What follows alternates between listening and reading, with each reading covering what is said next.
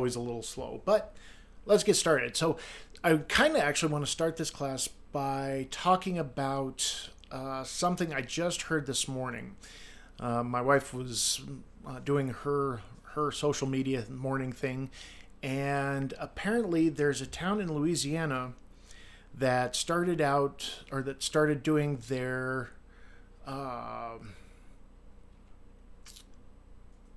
they just started doing their curfew calls with or their call for curfew with the noise from The Purge, the horror movie where for 12 or I think it's 12 or 16 hours everybody's allowed to pretty much do whatever they want. The laws are suspended. You can murder, you can kill, you can steal, all that fun stuff. But they actually used the sound, the siren call from The Purge to start or to let people know that curfew is started. And on one hand, that kind of seems really, really messed up. But on the other hand, they're really understanding what triggers people's fears and what gets a visceral reaction and what will really just drive people to head home, to get off the streets, to help really enforce that curfew. And they really have understood how to instill that fear, and that's what we're going to be talking about today. And for the next week, we're going to be talking about the fears, the worries that people are having with the COVID and with isolation, quarantine, and how to get through this. And we're going to work through some exercises and some ways to get past it, some ways to work through it, and some ways to just the healthy ways to cope with it so you're not stuck in these negative loops. But I want to kind of start with some of these questions that people have sent to me, some of their fears and their worries. Things like people are afraid of getting sick themselves.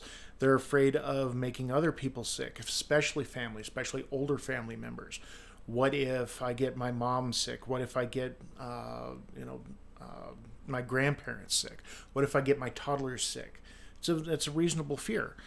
Fear of prolonged job loss that comes with money worries. What if I can't, even with the stimulus package, which unfortunately, from what I understand, for the people who are getting their checks mailed, could take up to about 5 months.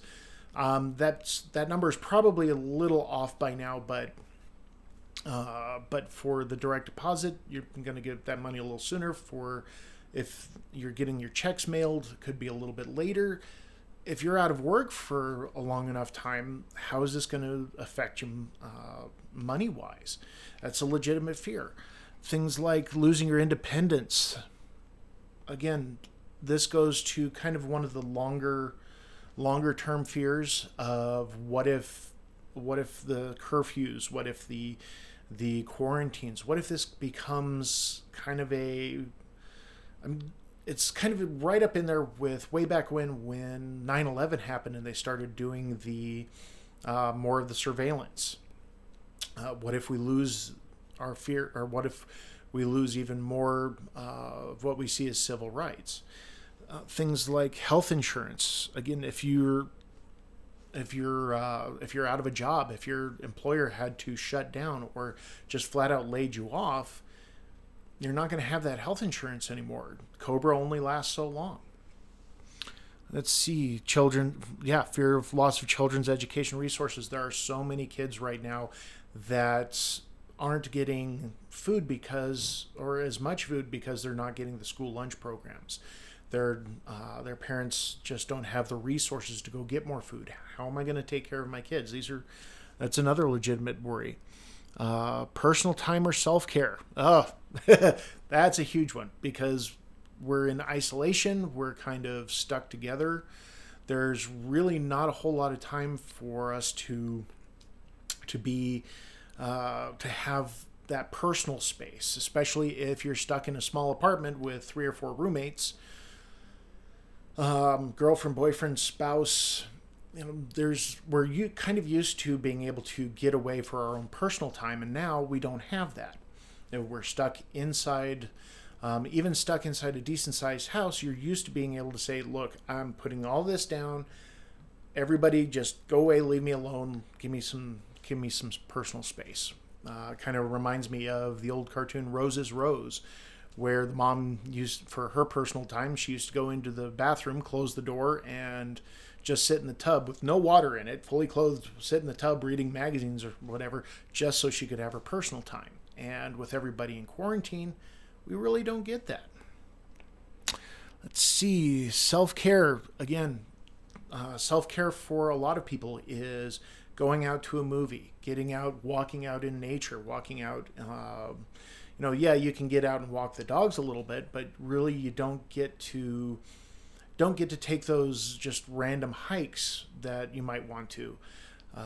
Walking out. I mean, how many people right now in New York City, one of the hardest hit cities in the country, in the U.S. for COVID right now, how many of those people who are kind of used to walking around the block or taking a walk through Central Park, they can't do that right now. They're stuck inside small apartments. They're stuck inside, not able to take care of their own mental health. Let's see. Loss of purpose. That's a huge one. Used to be said that the biggest killer of retirees was retirement. That once you lose that you lose that sense of being needed, that sense of I have a purpose. That sense of something to do. You kind of lose track of who you are, because so many people identify with that. They identify with their job. They identify with, it pretty much almost becomes a name, kind of like the, Ivan the Conqueror. I am John the Accountant. People, it becomes part of who you are so much that when you lose that, it almost seems like you lose a part of yourself. And I'm going to go off on a little bit of a tangent here and talk about that a bit more, because it kind of feeds into some of the things we're going to talk about for coping with these fears. The way we come up with our own identities, the identities we attach to ourselves, mother, father, brother, sister, son, daughter, accountant, therapist, janitor, body types, Caucasian, Asian, African American, hair color, eye color. These are all things that become so much a part of our identity that when we lose them, it shakes us to our core. And losing your job is one of those things. It's not even the loss of security you may feel. It's the flat out loss of identity. You're no longer a therapist. You're no longer a janitor. You're no longer an esthetician. Empty nest syndrome is kind of like that. It's a lot of parents who their kids go out into their kids go out into the world. They kind of lose a sense of themselves as mother or father, and that's kind of where empty nest syndrome comes in. So losing that sense of purpose can be a huge fear and worry. Also comes back into lack of motivation for a healthier lifestyle. Goes back to that self-care. If you're stuck staring at a TV screen for hours and hours, there's, whether you're gaming or whether you're just binge watching something on Netflix, there's really no way to create more or create a reason to take care of yourself. Why should I get up and shower? There's nobody to care except me and my family, and they've been around me on my bad days before. They can deal with it. These are some of the mindsets. In fact, there was a lady, I was watching a webinar yesterday. She said, this is my first time doing a webinar. I didn't take a shower. As you can see, I just put on a little bit of makeup. I didn't even vacuum my floor, clean up my house or anything for this, because nobody's going to see. Nobody's going to care except for me. And as this goes on longer and longer, it's really hard for people to care. Let's see. Scared it won't end. We're going to come back to that one because that's actually a huge one. Missing my family so much, worrying when I will get to hug them again. My family's going through that. When will we get to actually get to visit face to face with our mother? When will we be able to actually give her a hug again? And a lot of people I talk to, they're worried about this because we are such, I don't want to say herd animals, but we are social creatures. We need that connection. We need that just that sense of touch. There's actually things like studies have been done for decades where babies who are touched and held and cuddled have a stronger sense of purpose to live than babies who are just swaddled, given basic care, and otherwise left alone. We are social creatures. We have to have that sense of physical connection. Digital connection is one thing, actually being able to sit and talk with other people. The other day, my wife and I sat and talked with friends through a webinar or through a Zoom meeting. And it was nice to be able to talk to people, but actually having that connection to that physical connection is huge for us because we are such social creatures, and the fear of not being able to ever do that again with the people we love can really be detrimental to our own mental and emotional state. Let's see, anxiety of feeling trapped, suffocating. That's right back in with, you only you or a group of people being stuck in a small space, a small situation. Even when you're told, even if you've got a decent sized house, which I've seen a lot of memes where people are kind of disenfranchised with celebrities for saying, stay at home, stay at home. Well, it's easy for you to say you're in this big, huge mansion. Well, the problem is even that big, huge mansion, after a while, when that's the only place you can go, you run out of things to do, you run out of places to be. And in a smaller place, even a 3-story home, 5-bedroom home, 2-bedroom home, that can seem really suffocating and enclosing when you're the only one, or when it's the only place you can go. It's almost like there's walls that have closed around you and you can't get out. It's hugely suffocating because they are it becomes a prison of sorts. Even those huge mansions can become a prison of sorts. And we're going to kind of get into some things you can do to get past that here in a few minutes. Or not so much past it, but cope with it in a better way. Let's see, scared it won't end. We're going to, like I said, we're going to come back to that one. Let's see. Oh, yeah. Tools to help kids. I know quite a few people who are having problems with that because they've got little kids.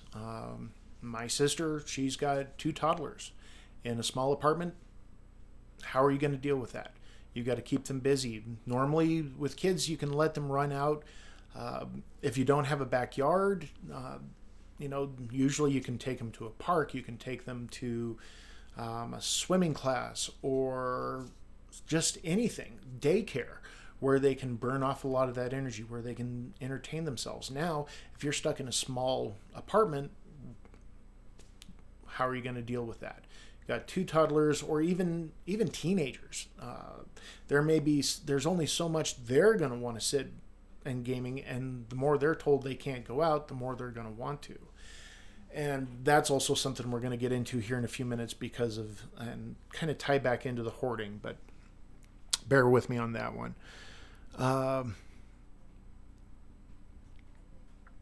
Let's see. Oh, yeah, this is a good one. The sadness of watching the world struggle through this.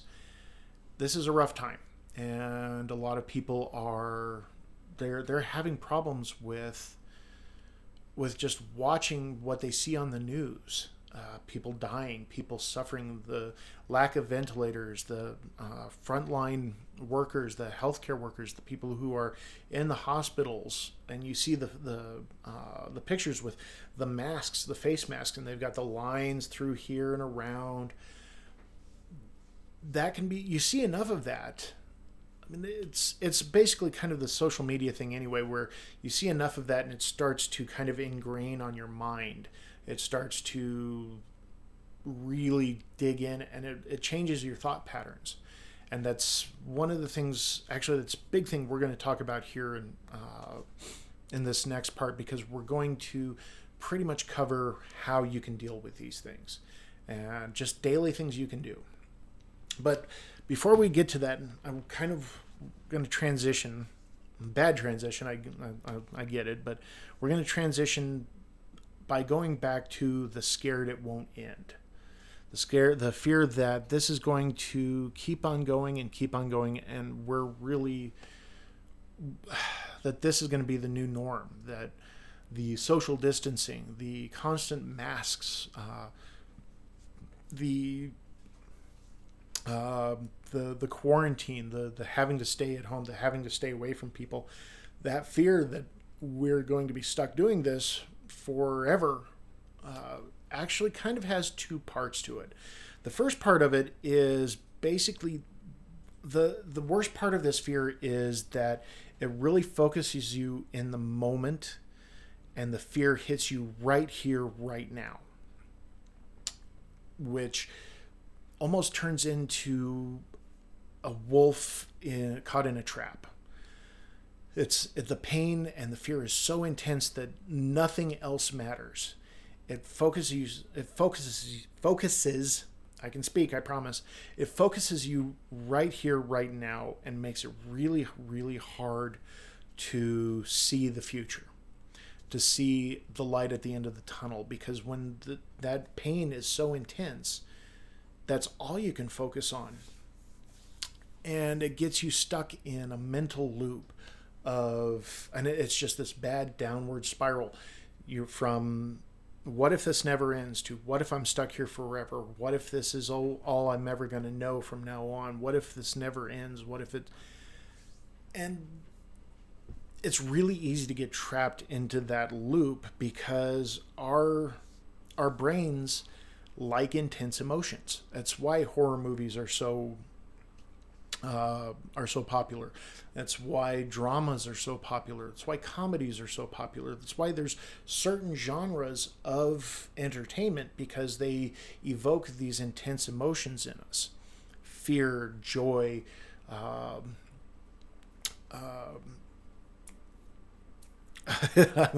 drawing a blank at the moment for the other ones, but we connect with those because they're such intense emotions. And this fear is also an intense emotion that our brain will stick with and have a really hard time getting away from. The second part of that fear, of the fear won't end, is, what if this becomes the new normal? Well, the thing is there are parts of this that are going to be the new normal. There are parts of this that we won't go back from. And just like when 9/11 happened, TSA became a new normal. Having to go to the airport 2 or 3 hours earlier, whereas you didn't have to worry about it before, that became a new normal. The daily stuff you see, even the jokes that stand-up comedians come up with, these are new normals. It's normal to hear comedians who are talking about how much they travel gripe about having to go through security. The added surveillance that we've come to live with, even the stereotypes we joke about and live with, have become the new normal because of this massive traumatic event. That's part of life. And the thing you really got to realize about it is normal changes in two major ways. Either it happens instantly or it happens gradually over time. And I know that seems obvious, but what a lot of people don't realize is that it really does happen that way. for the instantly, think about your commute to work, okay? And though most of us right now, that commute is basically from the bedroom to the bathroom, bathroom to the living room, or to a home office. But when you were driving to work, imagine your route took you about 15 minutes. You've been doing it for years. You had it timed down to where from work to home, you had your route and you knew what was coming through. It's perfect. Now, all of a sudden, about mid-route, they start doing construction. And you've gone from your timing is perfect to now you're about 5 minutes late, 10 minutes late. Maybe you start to leave a little earlier to try and get on time. Maybe you change your route to go somewhere else. But one day you decided, okay, I'm done with being late. I got to change something up. And you make that change. And you keep on doing that. Either for the time the construction's going, or maybe that becomes your new route or your new time frame. That's your new normal. You decided instantly, right then and there, this is the new normal. You've made the change instantly. It just happened just like that. That's the instant change. There's times where, so many people are binge watching Netflix shows right now or Hulu shows, and you're watching through, and we could even use, well, no, I'm not going to use Game of Thrones because I'm not going to get into that one. But you're watching your favorite show, and all of a sudden something happens. A character says something, a character dies, or leaves, a new character comes in, and all of a sudden there's something about the show that you really don't like. Instant change. You may just decide, okay, I'll keep trying to go through it, but peter off, or just, nope, I'm not watching this anymore. It sucks. Drives me nuts. That's an instant change. You've split second decided, boom, that's it. Now, on the other hand, the gradual normal, that's where small things happen from time to time. And that's what's happening here. With COVID, we started out with hearing about it. Now it's in our awareness. Next thing, we move to it's getting more and more prevalent in China. It's getting more and more prevalent in Eastern countries. We're hearing about it more and more. We're getting used to it more. It's coming up more and more in our own awareness and consciousness. Then all of a sudden, it hits the U.S. It hits Italy. It hits Korea, Vietnam. It hits all these other places. Whoa, we're hearing about it more and more. It becomes normal to hear about it. It becomes normal to think about it, bit by bit over the course of weeks. Now it's hit us, and we've got to do these things. Starts out with with wash your hands more, hand sanitizer. The big jump of the hoarders running for hand sanitizer, running for soap, running for toilet paper, running for paper towels. It's one big event, but it's still part of the normal, because we've over the course of weeks we've gotten used to the idea of it. And we coming up to businesses starting to close, the businesses that have constant contact, events, things, maybe you've had one event you were going to go to, or you don't have any events you were planning on going to, but you're hearing about it, or the event you were planning on going to is closed down. It's just one event. It's a small thing in your mind. Or even smaller if you've just heard about events closing down. Business is closing down. Now it's getting more serious, but unless you're directly affected by it, it's not as super serious. You're getting told, okay, here's some new daily things you need to do. In fact, just a couple of days ago, it was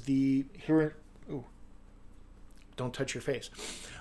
Here in Colorado and in other states, please wear a mask, even if it's just a piece of cloth over your face. So now you go out for your essential shopping and you see people doing that. And it seems weird, but the more and more you see it, the more it becomes normal.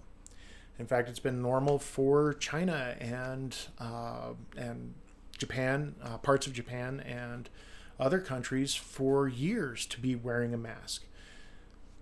So now it's just becoming normal for us. Well, what if it stays normal? So what if it does?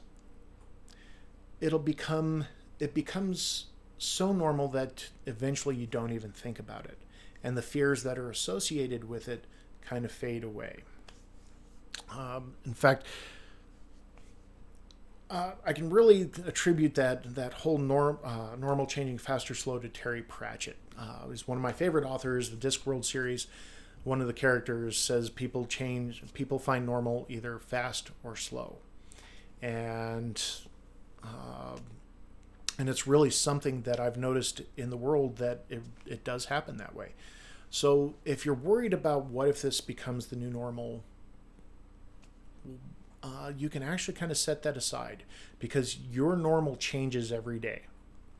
What was normal before may not be normal tomorrow. What's weird today will be normal tomorrow. It's all about getting used to it. Let's see. Okay, so let's get into, after going through all of that, let's actually get into the ways you can deal with this. Especially for things like, will this ever end? Will we ever see a light at the end of the tunnel for this? Bear with me just a moment. I've been talking a lot after a long time of not talking, but so seeing the light at the end of the tunnel, how do you deal with it? Maybe you're having a hard time seeing the light at the end of the tunnel. Maybe you're not. The biggest thing to remember is that it is temporary. The pandemic will die down. We will see an end to the pandemic, just like the fear that happened with 9/11 or Y2K, if you can remember that far back, or SARS. Even though that wasn't really as intense for most people as COVID is, there will be an end to it. And to help kind of get yourself out of that caught in a bear trap fear, what you can do is kind of short circuit that. You can do daily or even hourly reminders that this is temporary. Put a chime on your phone or on your smartwatch. Once an hour, it just pops up with a reminder: this is temporary. This will end. This is temporary. This will end. And the way that'll kind of work with most people's brains is, at first it will be novel, and your mind will go, yes, this is temporary. This will end. And then for a little bit there, your brain will kind of fight back a little bit, and you'll find yourself looking at that reminder going, yeah, right. No, it's not temporary. It's going to keep going forever. Kind of jokingly. And at that point, it's going to be hard to get back to the positive of it, but let it keep going. Keep going with the reminders. And after maybe about 3-4 days, could even be a week of those daily or hourly reminders, your brain will start programming itself that yes, it'll start reminding itself that this is temporary. There is an end to it, to the pandemic. Just like social media programs you with articles and memes blasted at you over and over and over again, you can do the same thing to your mind by daily constant reminders. So that's one way to deal with fear. The other thing you can do is, if you do notice, even without the reminder, if you do notice that your fears are starting to flare up, you're starting to get almost an anxiety, a panic attack. You're starting to get that jittery, oh my God, oh my God, oh my God. There are certain things you can do depending on the level. If it's just a quick, oh God, is this going to end? Breathe. Take a long, deep breath. Take 4 of them. And there's a reason why that's such a cliche thing, the taking deep breaths. It's a cliche thing because it actually works. 4 or 5 long, deep, breathe in as much as you can and breathe out as much as you can. You can even count it, put your hand on your heart, breathe in for 4 heartbeats, hold it for 2, breathe out for 4 heartbeats, hold it for 2. And this triggers the instinctual, the lizard part of your brain that we're breathing slow, that's a calming thing. It really does work. Another thing you can do is when you start to notice things like that, go find something to distract yourself. Get something, just short circuit it. If you're home with kids and maybe you're doing something in the kitchen, maybe you're doing something in the living room, and all of a sudden, maybe you're just watching TV and all of a sudden that hits for whatever reason. Get up, move, go do something else, play with the kids, walk to the window and look outside, shout, laugh, change what you're watching, change to something funny, put on music that soothes you, put on music that excites you. Not scares you, obviously, but excites you. Personally, if I'm doing that, or if I'm having a moment like that, I'll put on something from Krishna Das, which kind of says something to my preferences. But the other flip side of it is, and I'm going to date myself, if I want to short circuit that another way, I'll put on some big 80s hairband.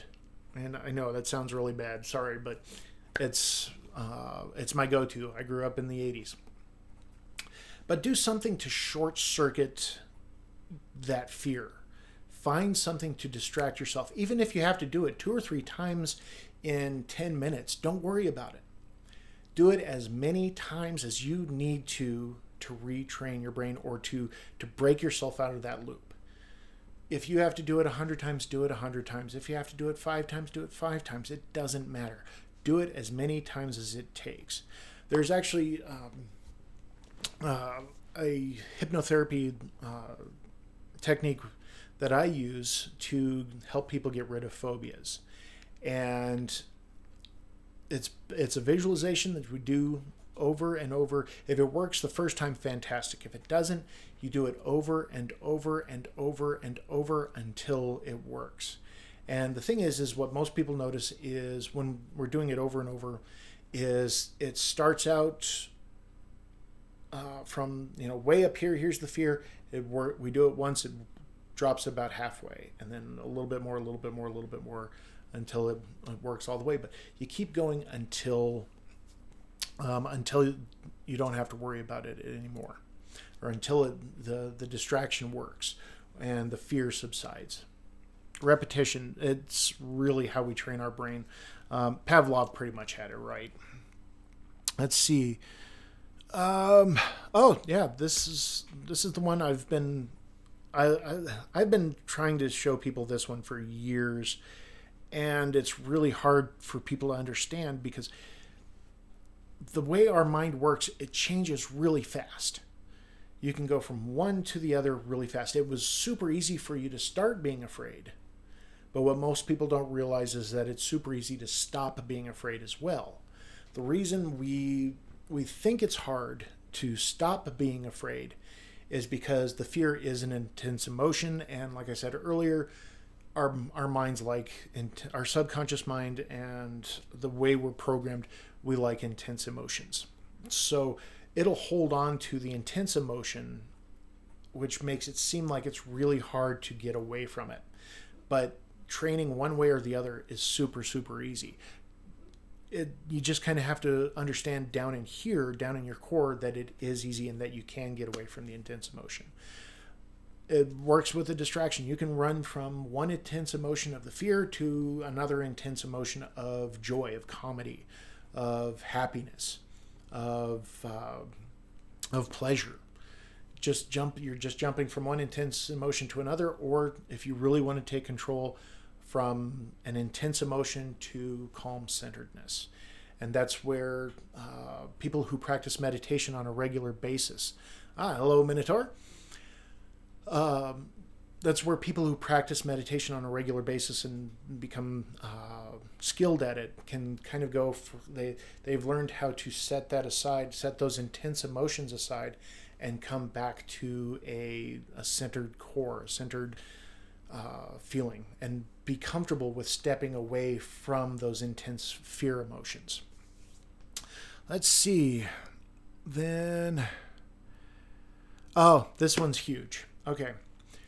Talk to somebody. If you're really having these intense fears, seriously talk to somebody.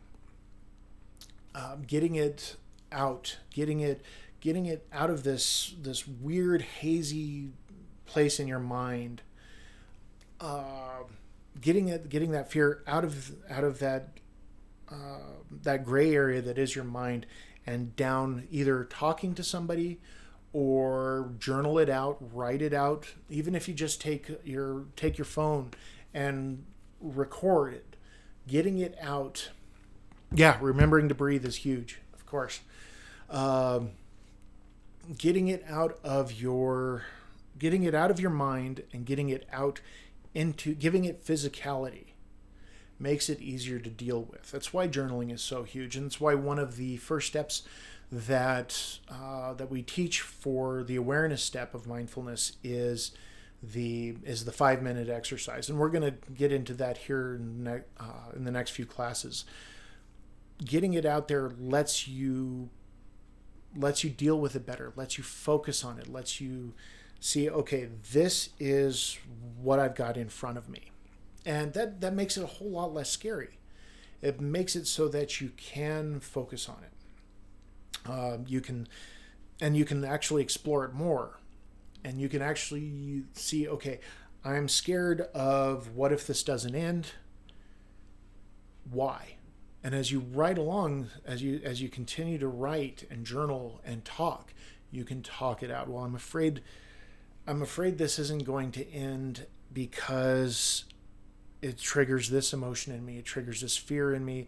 And I remember back when this was happening, when that was happening. And the more you talk, the more you get it out, the more you can understand it. And when we understand something, the less we fear it. So, I mean, you see it in how many movies where, the aliens come down and it's actually a good alien, and the scared people are trying to kill the alien, even though he's a good guy, and this fear of the new. When we look at our fears, we can understand how they hit and why they hit. And then by having that awareness, then we can short circuit it even more. We can find better ways to short circuit it. If you find that your fear of heights, let's say, comes from you falling out of a tree when you were a kid, well, now you understand where that fear came from. It's a lot easier to climb up or go up a building. There was one lady I worked with a while back who had a fear of flying. And it wasn't so much she was afraid of flying, but she was afraid of enclosed spaces. And the bus and her car didn't seem so enclosed because she could just roll down the window or get off at any point she wanted to. Flying, she was in the tin can for hours at a time. She couldn't get off if she wanted to. So it wasn't the flying, it was the enclosed space. Another lady I talked to or worked with, she had fear of flying because her, she'd been flying for years and loved it. But one time when she was flying home from a family member's house, she watched World War Z, which she absolutely loved. It was a movie she actually loved, but it kind of got the fear going in her mind. And during the plane ride, they had some really bad turbulence, and one of the stewardesses reacted poorly, and that cemented the fear of flying in her mind. Once she understood that, because we talked it out, and I was constantly asking her questions about it, and drawing that out of her, she was able to understand, okay, here's what caused the fear. And as soon as she understood that, the fear went away. I didn't have to do anything. The fear just faded out. So journal, talk to somebody. Even if it could be your spouse, could not be your spouse. Some people are better at understanding emotions than others, or understanding each other.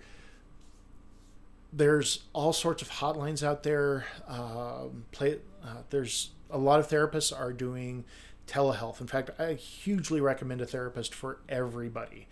Not so much because you may have a mental health issue you need to get rid of, or not get rid of, but deal with. But a therapist is somebody you can go and talk to, you can vent to, you can get stuff off your chest. Things you can't say to your spouse, things you can't say to your kids, things you can't say to your parents or to your family. Those things that you can't say and get out to other people, but to a therapist, you can get that out. You can, without fear of judgment, you can just verbally vomit out your worries, your fears, your issues, and just let that out and face it. Keep it from getting bottled up, because that's where a lot of frustration, anger comes from. It's the things you want to be able to say and get out, but you can't. So it just crams down, compacts, and for a lot of people, eventually it just explodes and blows out. So again, I'll say, just get it out in any way you can, whether it's journaling, recording, making your own YouTube videos, talking to somebody, spouse. I know I'm repeating this, but it actually really does bear repeating. I can't stress enough how important it is to get it out of this gray area of your mind and out where you can deal with it. So that kind of covers what we're really going to talk about today. We'll pretty much do the same thing tomorrow, only we're going to cover a few more.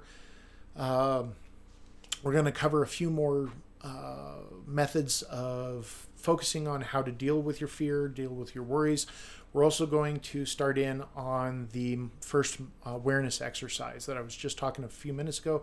We're going to like I said in the intro video, we're going to start from scratch. And so if you tune in tomorrow and for the next week or so, I highly recommend bring a pad and paper. Get word out where you can type something to where you can start recording or journaling in some way, shape, or form, because we're going to start doing exercises. So at this point, I kind of want to throw it out. Does anybody have any questions, more concerns that they'd like to throw out there? I know I've only got a couple people watching, but I really want this to be for you guys, and I want this to be interactive. So I'm going to take just a moment, grab another drink, and see if there's anything you guys want to talk about or bring up.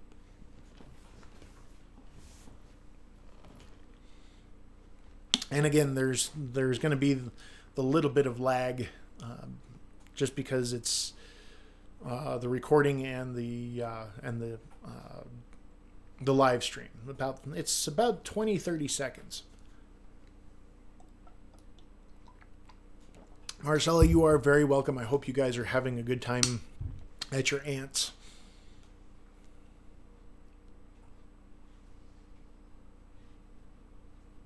I think that's what it was.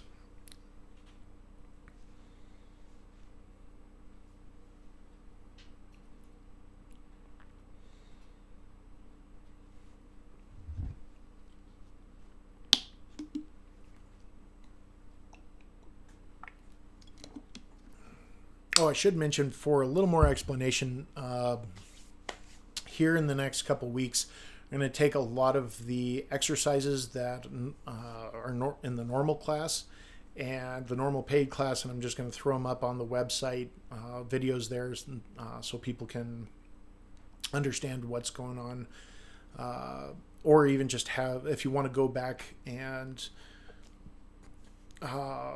review, you can do that. And I'm kind of looking off to the side and off to the chat. I got to say, the timing kind of worked out. I know there's a lot of times I'm kind of repeating myself and blathering, but for this first one, I kind of just wanted to... New puppy. Oh, yeah, that's a great way to distract yourself from fear. Cuddling a pet was... That's a great way of doing it. I always say nothing turns a grown adult into a blithering idiot faster than a baby. and I'm no exception. I don't care what species.